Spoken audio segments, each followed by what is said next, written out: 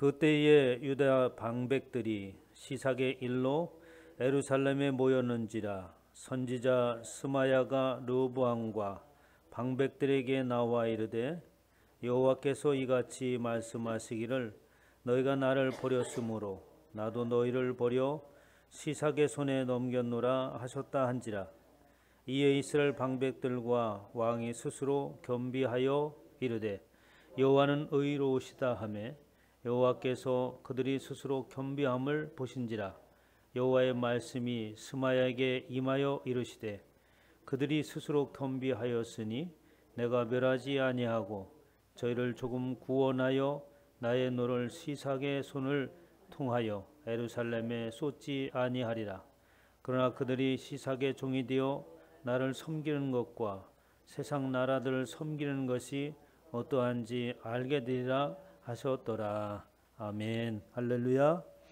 이 시간에 하나님께서 저와 여러분에게 주시는 말씀은 역대하 12장 5절로 8절 말씀으로 여호와는 의롭고 나는 스스로 겸비하고 라는 제목으로 하나님의 말씀을 선포하도록 하겠습니다. 지난 시간에 이어서 계속해서 르호보암이 통치하던 시대에 관한 말씀입니다. 르호보암은 솔로몬의 자녀이죠. 그래서 솔로몬이 이제 죽고 그 뒤를 이어서 르호보암이 왕위를 이어받았는데 여로보암과의 나라가 둘로 갈라지죠. 그래서 여로보암에게는 북이스라엘 10지파를 그리고 르호보암에게는 유다 지파와 베냐민 지파 두 지파가 이제 솔로몬의 맥을 이어갑니다.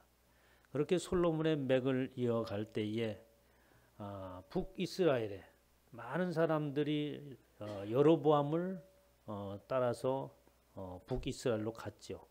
그런데 점차 가면서 여로보암이 우상을 섬기고 그리고 또 예루살렘에 예배하는 것을 방해하고 또 그곳에 단을 세우고 그들 스스로 우상을 섬기도록 하였습니다. 그리고 제사장 직분을 아주 천한 사람들에게 임의대로 이렇게 여로보암이 임명을 하게 되고 아론의 반차를 쫓아서 제사장이 되었던 모든 사람들은 제사장의 일을 보지 못하게 되었습니다. 그러자 뜻이 있는 이스라엘 백성들 여호와 하나님을 의뢰하고 하나님의 뜻을 쫓아서 살기를 원하는 사람들이 마음을 굳게 하여 라고 이렇게 하면서 다시 유다로 돌아오게 되었죠. 그때 마음을 굳게 한다 라고 하는 뜻은 뭐냐면 오로지 오직이란 의미예요. 그건 뭐냐면 오직 여호와 하나님만이 나의 주가 되신다. 오직 여호와 하나님이 우리의 통치자가 되신다라는 고백이 담겨져 있는 겁니다. 저와 여러분들 역시 마찬가지가 아니겠어요? 우리가 예배하고 경배할 대상은 오직 여호와 하나님이십니다. 이렇게 뜻을 같이 한 이스라엘 사람들이 남유다로 몰려오게 됩니다. 이스라엘의 모든 지파 중에 마음을 굳게 하여 이스라엘 하나님 여호와를 찾는 자들이 레위 사람들을 따라 예루살렘에 이르러 그들의 조상들의 하나님 여호와께 제사하고자 한지라.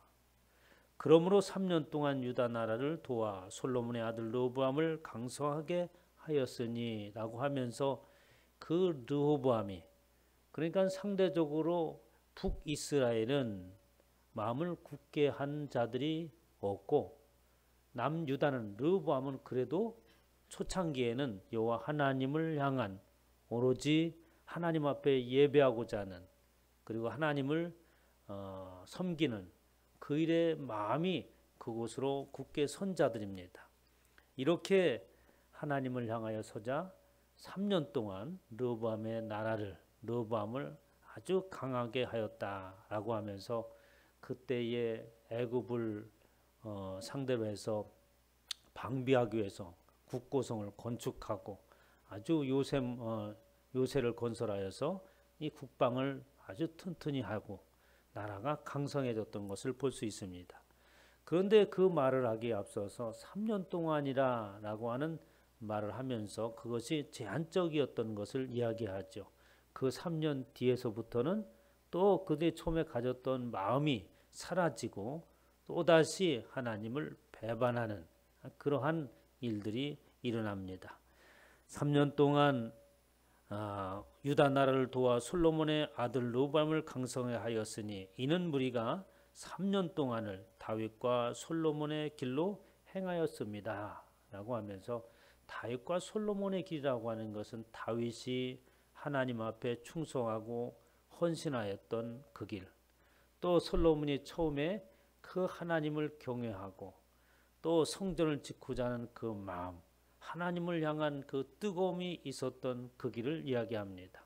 저와 여러분도 이렇게 다윗의 걸어간 길, 솔로몬이 걸어간 그 선한 길, 그리고 그 모형은 바로 예수 그리스도께서 걸어가신 그 길의 모형입니다.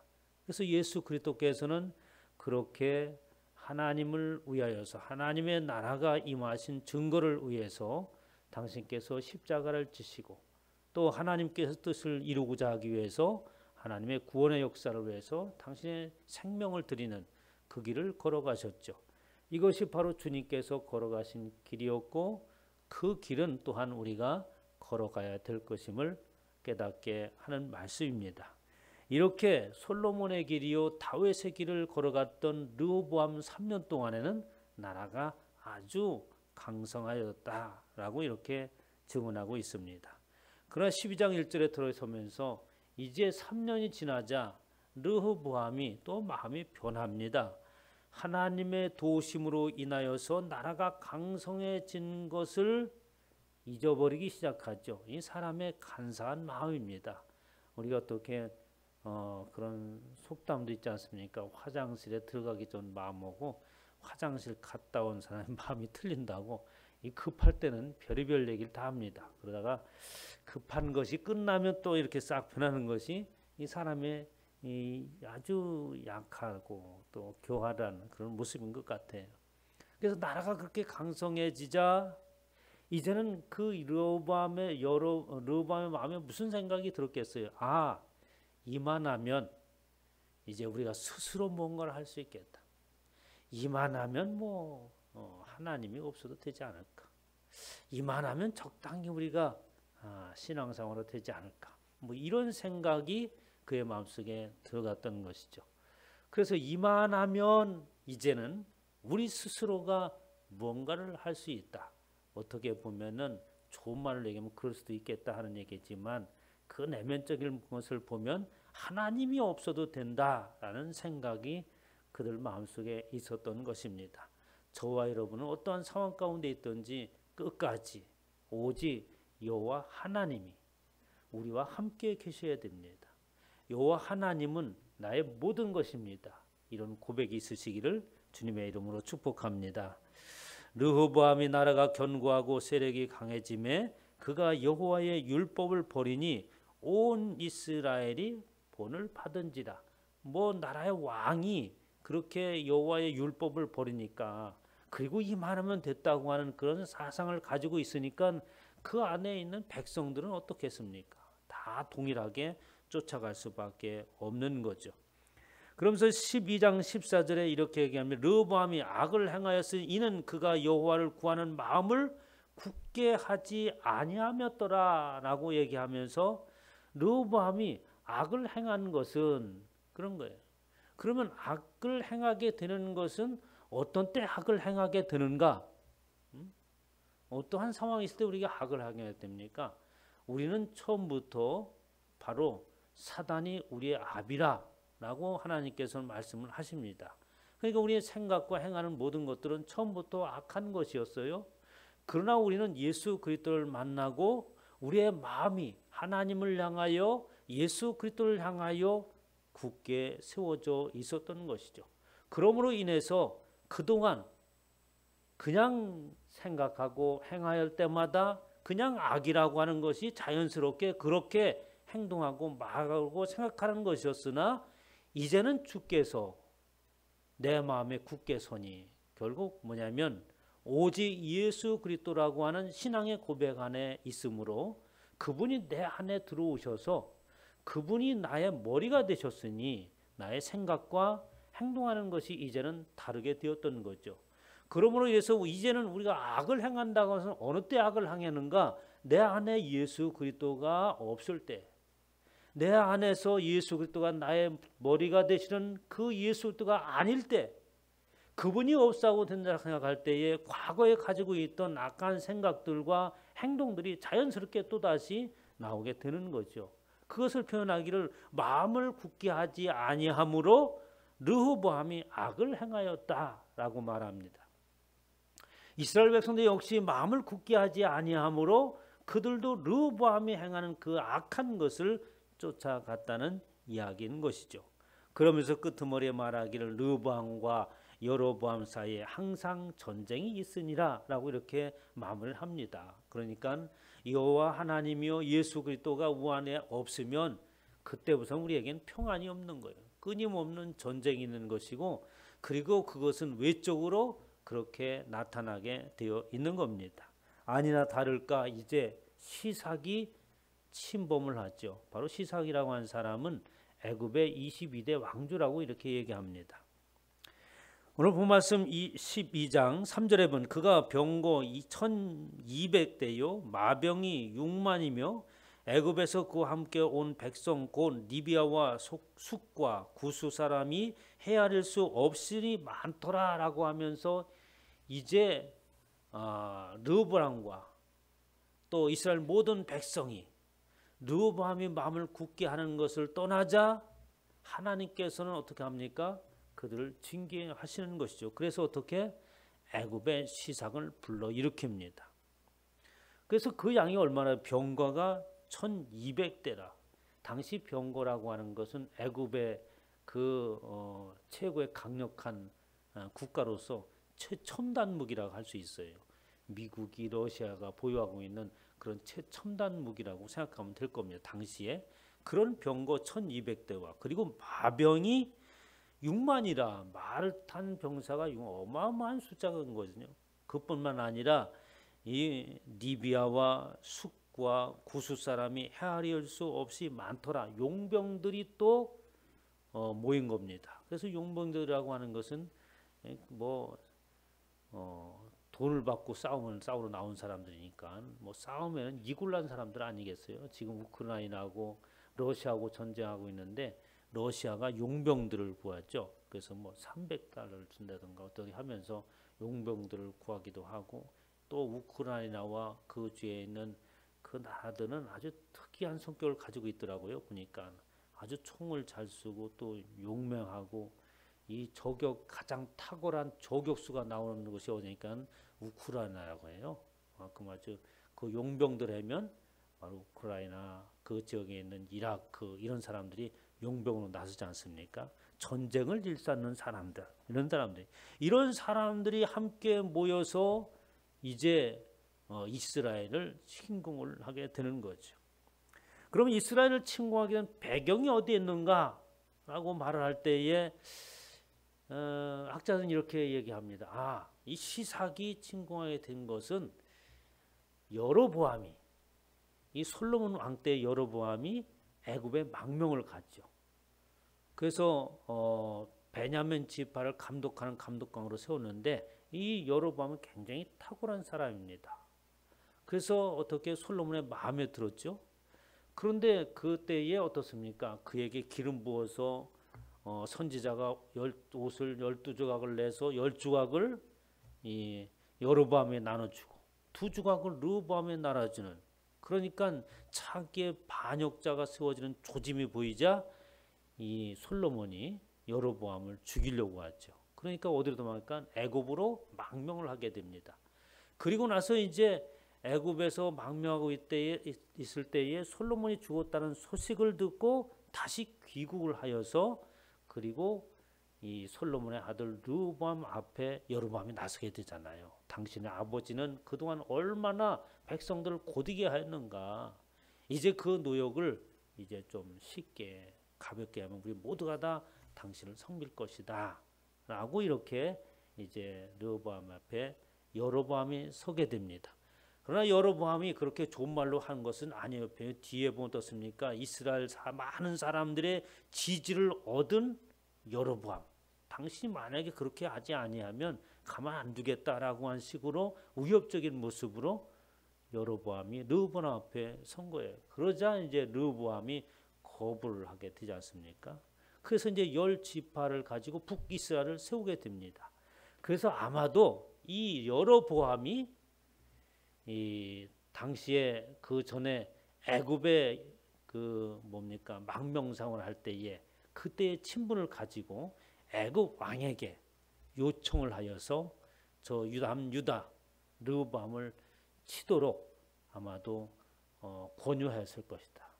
그 대가로 저 북이스라엘에 있는 성읍들을 보상으로 애굽에게 넘겨줬을 것이다. 이렇게 학자들은 많은 사람들이 있습니다. 뭐 그만한 근거가 있기 때문에 그런 것이죠. 북이스라엘의 성들이 당시에 애굽의 왕의 노획물로 있었다고 하는 것을 기록에 있기 때문에 그런 얘기를 하는 겁니다.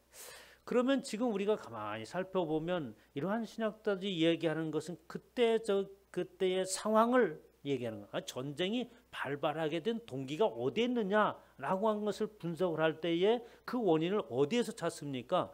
표면적인 것에서 찾는 것이잖아요. 러시아와 우크라이나가 전쟁을 하고 있다라고 할 때 우리는 어떻게 표면적인 것에서 그 전쟁의 원인을 찾지만 그 러시아와 우크라이나의 그 깊은 속사정은 우리는 알지 못하잖아요. 마찬가지로 이 땅에 벌어지는 그 모든 일들은 믿음 안에서 살아가는 저와 여러분들에게만큼은 아니 세상의 모든 사람들의 삶도 상황도 역시 마찬가지지만 우연히 그런 상황들이 되어서 전쟁이 일어날 수밖에 없었구나라고 하는 것이 아니라 그 배후에는 하나님의 역사하심이 있다는 말씀인 것이죠. 그래서 5절에 보면 선지자 스마야가 나와서 여호와의 말씀을 대언합니다. 여호와께서 이같이 말씀하시기를 너희가 나를 버렸으므로 나도 너희를 버려 시삭의 손에 넘겼노라 하셨다 한지라 라고 하면서 너희가 상황을 볼 때에 지금 이러이러해서 지금 시삭이 올라왔다고 생각하지만 아니다. 선지자가 말을 하는 것이죠. 너희가 나를 버렸으므로 하나님을 버렸으므로 하나님을 향한 마음에 굳게 서 있던 그것이 없어짐으로 인하여서 나도 너희를 버렸도다 라고 말씀을 하시는 거예요. 시편 127편 1절에 보면 여호와께서 집을 세우지 아니하시면 세우는 자의 수고가 헛되며 여호와께서 성을 지키지 아니하시면 파수꾼의 깨어 있음이 헛되도다 라고 말씀하고 있습니다. 하나님 안에 있을 때에 우리는 견고한 성 안에 보호를 받고 있는 것이고 우리가 깨어 있음으로 되는 것이 아니라 하나님께서 함께 하심으로 인하여서 우리의 깨어 있는 것이 헛되지 않게 되는 거죠. 열왕기상 14장 22절에 보면은 그것을 방증하는 말씀을 하십니다. 왜 시삭이 침공을 하느냐? 유다가 여호와 보시기에 악을 행하되라고 하면서 열왕기상 14장 22절부터 말해요. 여호와 보시기에 유다가 그러니까 르호보암과 그 모든 이스라엘 백성들이 여호와 보시기에 악을 행하였다. 그리고 그 악을 행하는 것은 그들의 과거의 조상들보다 더욱 뛰어나게 악을 행하였다. 그 범한 죄로 여호와를 노엽게 하였으며 이는 그들도 산 위에서와 모든 푸른 나무 아래 산당과 우상과 아세라상을 세웠음이고 가는 곳곳마다 우상에 가는 곳곳마다 이상한 깃발들이 있는 거죠. 나무 아래 또 큰 산 위에 뭐 큰 돌 바위 위에 우리 그런 것들을 많이 보았잖아요. 지금도 많이 있지 않습니까?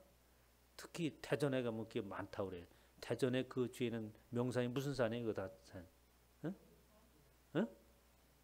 무슨 산? 대둔산? 계룡산. 계룡산에 가면은 무당들이 이렇게 많다며 거기서 길을 받는다고. 그런 거죠. 아마 과거에나 여전에나 요즘에 지금이나 사람들의 마음은 동일한 것 같습니다. 우리의 평안과 우리의 미래를 어디에서 찾을 수 있는가? 뭐 모든 사람들이 고민하는 거 아니겠어요? 나는 어떻게 될 것인가? 모든 사람들이 생각하는 것이지만 우리의 미래는 우리가 예측할 수 없는 것이고 우리의 마음대로 할 수 없는 거죠. 그뿐만 아니라 그 땅에 또 남색하는 자가 있고 여호와께서 이스라엘 자손들 앞에서 쫓아내신 국민의 모든 가증한 일을 무리에게 본받아 행하였더라라고 하면서 이 남색한다고 하는 거예요. 뭡니까? 동성애를 얘기했잖아요. 이 동성애 뿌리가 이게 오래전부터 있는 겁니다. 소돔과 고모라가 멸망한 그 뭐예요? 가장 부패의 가장 죄악의 극치를 이루는 것이 동성애입니다. 요즘 동성애를 어떻게 생각하고 있어요? 뭐 각자 사랑하는 방법이 다르지 이렇게 생각합니다. 젊은 사람들 얘기하면 뭐 그들 나름대로 그렇게 사랑한다는데 뭐 저기 할 게 있나요? 생각이 없어요. 이런 세대 속에 우리가 살고 있어요. 그것이 성경에 나오는 그때보다 더 심각한 것은 모든 사람들이 당연한 것으로 받아들이고 있다고 하는 겁니다. 망해도 12번도 더 망할 상황에 우리가 처해 있는 게. 그뿐만 아니라 이스라엘 자손 앞에서 쫓아내신 국민의 모든 가증한 일을 무리가 본받아 행하였더라라고 합니다. 이 말이 무슨 말이냐면 하나님은 이 가나안 땅에 있는 일곱 부족을 더 이상 볼 수가 없는 자들을 여긴 거예요. 그것이 언제부터? 수백 년 전서부터 하나님께서 가나안 땅에 있는 일곱 부족들을 눈여겨보신 거예요. 도저히 내가 창조한 사람으로서 인정할 수 없는 그런 자를 하나님 여기신 겁니다. 그래서 이스라엘 백성들 하려고 어떻게? 저들을 깡그리 멸절시킬 계획을 세우신 거예요. 그것이 이스라엘 백성이 가나안 땅을 너에게 주겠다고 한 부분의 한 목적이기도 한 겁니다. 이스라엘 백성들이 430년 동안 있을 때 애굽에 있을 때에 그들이 어떻게 하면 다시 하나님의 백성으로 돌아올까? 하나님께서 기회를 주지 않습니까? 그러나 그 기회도 아무런 소용이 없었어요. 그래서 하나님께서는 더 이상 두고 볼 수 없는 멸절시키지 아니하면 안 되는 그런 족속을 이들이 묵인했다는 얘기예요.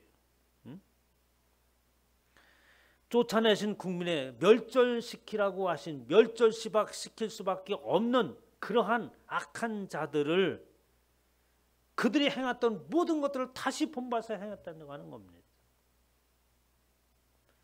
그러므로 르호보암 제5년에 애굽 왕 시삭이 올라와 예루살렘을 쳤다라고 말씀하고 있습니다.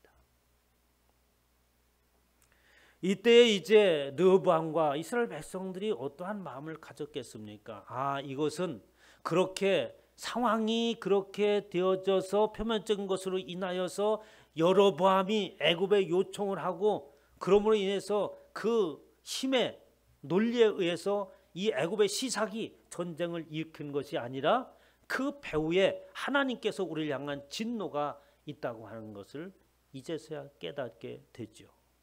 6절에 이에 이스라엘 방백들과 왕이 스스로 겸비하여 이르되 여호와는 의로우시다라고 하면서 오늘 12장 말씀에 세 번씩이나 등장하는 것이 있는데 스스로 겸비하다 7절에도 그들이 스스로 겸비하여 그리고 또 몇 절에 12절에도 그렇게 말하고 있죠. 스스로 겸비하여 라고 얘기합니다. 스스로 겸비하다고 하는 것은 뭔가 뭐 하나님 앞에 겸손하게 섰다는 얘기입니까? 뭡니까? 그런 것이 아니라 하나님 앞에 납작 엎드렸다. 하나님 앞에 항복했다. 이런 뜻입니다. 하나님께서 나를 정복하셨습니다. 하나님 앞에 완전히 굴복한 모습인 거죠. 우리 예수 그리스도를 믿는다고 하는 것은 그런 겁니다. 하나님께서 나를 점령하신 겁니다. 나는 당신의 것입니다. 과거에는 전쟁을 하면 어때요? 한 나라가 다른 나라를 다른 부족을 전쟁에서 이기게 되면 어떻게 합니까? 전부 다 노예가 다 자기 노예입니까? 그게 어떻게 하면 당연시 되었던 시대가 있었던 거죠. 하나님께서는 그것을 요구해요. 너는 내 백성이다라고 말씀하시는데 하나님의 소유요, 하나님 앞에 정복당한 자라고 말씀하고 있는 거예요. 그래서 우리는 하나님 앞에 굴복할 수밖에 없는 자예요. 노예가 자기 생각이 주인한테 이 반영될 것을 기대합니까? 자기 생각은 없어요.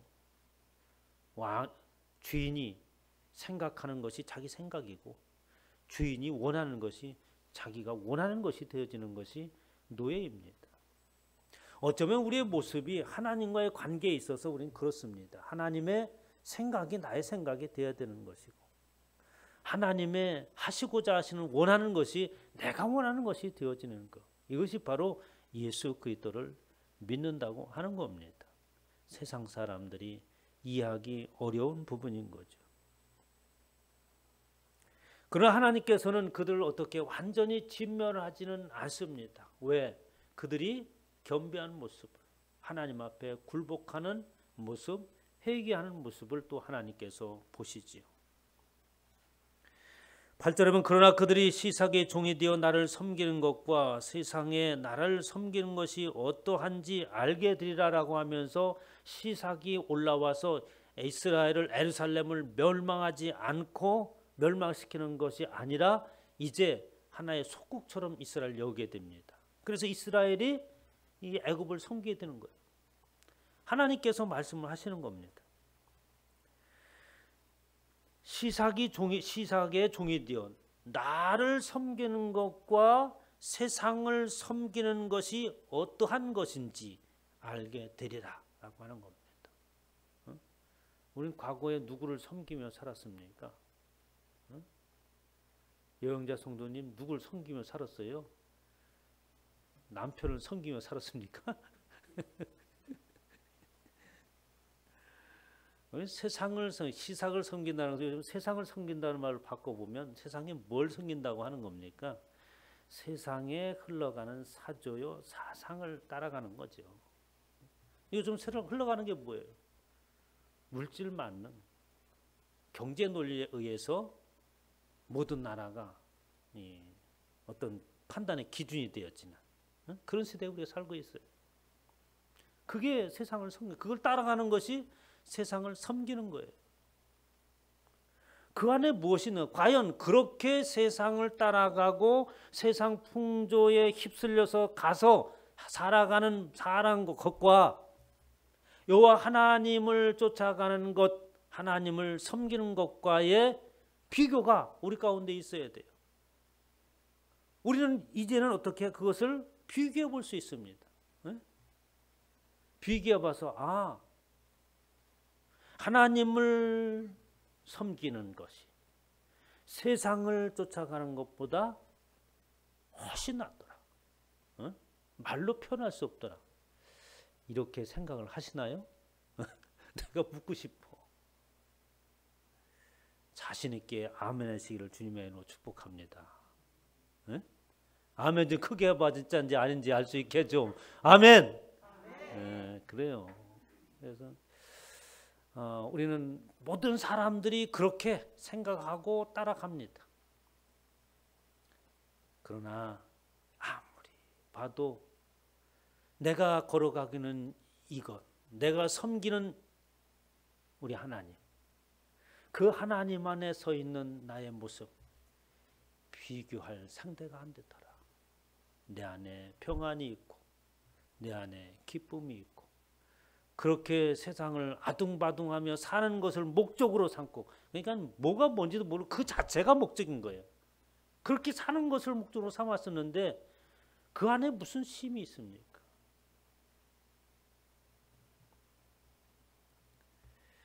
마태복음 11장 28절, 29절, 30절 우리가 잘 아는 말씀이죠. 수고하고 무거운 짐진 자들아 다 내게로 오라 내가 너희를 쉬게 하리라. 말씀이 무슨 말이겠어요? 너 일하다가 애 많이 썼는데 여기 와서 좀 주일날 쉬어라 이런 얘기입니까? 그런 얘기가 아니잖아요. 수고하고 무거운 짐진 자들은 헛된 수고를 일삼는 거예요. 헛된 무거운 짐을 지고 가는 겁니다. 가치 있고 보람 있는 짐이요, 가치 있고 보람 있는 어떠한 일을 함에 있어서는 힘들 줄은 몰라요. 예? 그리고 헛된 일을 하니까 이게 얼마나 무겁습니까? 얼마나 힘들어. 그렇게 허무하고 헛된 그것을 평생 동안 지고 가는 저와 여러분들을 향하여서 그 짐을 이제 내려놓고 주님 안에서 쉬라는 것입니다. 아무 일도 하지 말라는 말이 아니에요. 참된 일을 위해서 인생을 살라고 하는 거죠. 나는 마음이 온유하고 겸손한지 나의 멍에를 메고 내게 배우라. 그리하면 너의 마음이 쉼을 얻으리라. 그러면서 주님 뭐라고 얘기합니까? 나는 온유하고 겸손하니 내 앞에 와서 그냥 푹 쉬어라 그런 게 아니라 나의 멍에를 메라고 다른 짐을 우리에게 지워주는 거예요. 다른 명예를 메게 하는 겁니다. 그리고 와서 내게 배우라. 너의 마음의 쉼을. 그때서야 우리에게 어떻게 쉼이 있다, 평안이 있다고 하는 거예요. 주님께서 지신 그 짐, 주님께서 걸어가신 그 길을 걸어갈 때에 우리에게 진정한 평안이, 쉼이 있다고 하는 거죠. 그러면서 내 멍에는 쉽고 내 짐은 가벼움이라. 세상의 멍에는 무거울 수밖에 없는 겁니다. 그러므로 르호보암이 스스로 겸비하였고, 그렇게 르호보암과 이스라엘 백성들이 그런 일을 당하자 납작 엎드렸다는 말입니다. 그때 하나님께서 저들을 구원하는데 이런 표현을 쓰는 거예요. 7절에 보면은 스스로 겸비하신 내가 멸하지 아니하고 저희를 조금 구원하여 나의 노를 시삭의 손을 통하여 예루살렘에 쏟지 아니하리라. 뭐 구원하는데 조금 구원하시고 그럽니까? 표현이 좀 그렇잖아요. 급한 것을 모면하도록 해주셨다. 위급한 상황은 모면하도록 하셨다. 이게 조금 구원하여라고 하는 번역한 내용이에요. 그러니까 이스라엘 백성들이 그들이 겸비하고 하나님 앞에 납작 엎드리고 그런 것은 왜 그렇게 했습니까? 아이고 이제는 죽었구나. 그동안 우리가 하나님 앞에 온전한 삶을 살지 못하였구나. 그 표현을 여호와는 의로우시다라고 했다는 게 겸비하면서 그 전에 뭐예요? 여호와는 의로우시다. 그러니까 여호와는 의로우신 분이고 상대적인 우리 인생들은 불의한 자라고 하는 것을 알았다는 거죠. 기회만 나면 틈만 나면 불의를 일삼는 자라고 하는 것을 알고 그리고 여호와 앞에 바짝 엎드렸다고 하는 겁니다. 그러자 하나님께서는 그들에게 노를 누그러뜨려서 그러나 완전하게 하나님께서 용서하지는 않죠. 그래서 시삭의 손을 통하여 예루살렘에 쏟지 아니하리라. 예루살렘은 그냥 두게 하시고 그 나라는 애굽을 섬기게 하셨다는 말씀입니다. 위기를 묘면하게 하셨다는 말이죠. 이렇게 이제 르호보암이 있을 때에 또 처음에는 하나님 앞에 마음을 굳게 서고 오직 여호와 하나님만 바라볼 때 강성하였다가 또 이만하면 됐지라고 하는 평안한 마음을 갖고 여호와 하나님이 아니어도 나는 스스로 살 수 있겠다라고 했을 때에 하나님을 버린 결과가 되어지고 하나님의 진노를 사고, 그렇지만 하나님께서 조금 구원하여 주셔서 위기를 면면케 하시고 또 하나님께서 다윗에게 언약하신 것이 있기 때문에 남유다를 계속해서 보존해 주셨습니다. 그런데 이제 9절에서 11절 말씀은 슬픈 얘기가 나와요. 자, 9절을 보겠습니다. 애굽 왕 시삭이 올라와서 예루살렘을 치고 여호와의 전 보물과 왕궁의 보물을 모두 빼앗고 솔로몬이 만든 금 방패도 빼앗은지라. 솔로몬이 이 큰 금으로 만든 방패 200개, 또 작은 금으로 만든 작은 방패 300개, 뭐 엄청난, 얼마나 나라가 부유했으면 금이 그렇게 많아서 호위병들에게, 무사들에게 금 방패를 만들었을까. 이것은 그 나라의 강성함, 상징적인 거예요. 얼마나 이 나라가 위대하고 강성하고 부유한가. 그러니까 그 경호원들마다 이걸 들고 있었으니까 그 뭡니까? 왕이 행차하고 왕이 어떤 행사를 할 때 그 금방패 번쩍이는 것을 들고 착 도열해 있는 모습을 보면은 그 위용이 얼마나 대단하겠어요. 그러니까 하나님에 의하여서 강성하게 되고지고 이스라엘의 막강한 경제력, 이것을 나타내는 상징적인 것이 이 금방패예요. 500개나 되는 금방패를 만들었는데 다 빼앗기게 됩니다. 그리고 이제 그 빼앗긴 것이 슬픈 것이 아니라 그 뒤에 내용이 슬픈 거예요. 10절을 한번 같이 읽어보겠습니다. 시작. 르호보암 왕이 그 대신에 노스로 방패를 만들어 국문을 지키는 경호 책임자들의 손에 맡김에 11절. 왕이 여호와의 전에 들어갈 때마다 경호하는 자가 그 방패를 들고 갔다가 경호실로 도로 가져갔더라. 이게 무슨 얘기냐면 금방패를 다 빼앗았으니까 그래서 뭐 금이 없어서 이 노스로 방패를 만드는 겁니다. 이렇게 생각할 수 있어요. 뭐 내용은 그런 얘기지만 이런 얘기입니다. 이스라엘이 융성하고 강력했을 때에 그 금방패로서 위용을 과시했던 그것을 잊지 못하는 거예요. 그래서 그것을 다시 한번 보여주고 싶어서 노스로 만들어 가지고 그것을 했다는 거예요. 근데 아무리 노스를 닦고, 노스를 여러분 닦으면 어때요? 광이 나긴 나죠. 과거에 놋그릇 한번 닦아본 사람 있어요? 김명옥 권사님, 민호 권사님 놋그릇 닦아봤어요? 우리 허몽이 시대는 놋그릇 명절 때만 되면 놋그릇 닦느라고 그 집으로다 해가지고 모래 섞어서 팍팍 그 샘가에서 문질리고 그러는데 그래도 그 광은 금 쫓아가지 못하지요. 조금 낫긴 해도.